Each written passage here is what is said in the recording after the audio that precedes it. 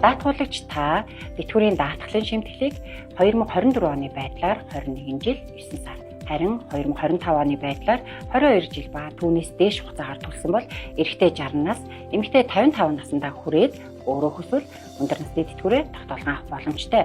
Энэхүү болцол нөхцөлийг хангаагүйч тэтгэврийн даатгалын шимтгэлийг 10-аас дээш жил төлсөн даатгуулагчийн хувьд бол төрсөн ондоо харгалзах насны бонцыг хангасан тохиолдолд өндөр насны тэтгэврийг хувь тэнцвэрлэн тогтоолгон авах боломжтой. 1964 онд төрсэн эрэгтэй даатгуулагчийн хувьд бол 61-наас 9 сар, харин 1965 онд төрсэн байх юм бол 62 нас.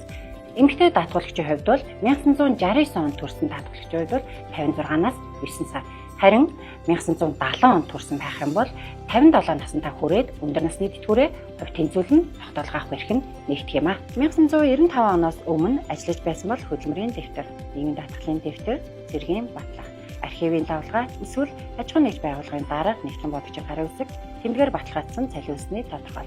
Тэтгэвэр тогтоолохыг хүссэн өргөдөл, иргэний үнэмлэх, хүүхдийн төрсний гэрчлэгээний хуулбар. Эдгээр бичиг баримтыг бүрдүүлэн тэтгэвэр тогтоолох хүсэлтээ өгснөөр нийгмийн даатгалын байгууллага хүлээн авч таны тэтгэврийг 20 хоногийн дотор тогтоон болгоно.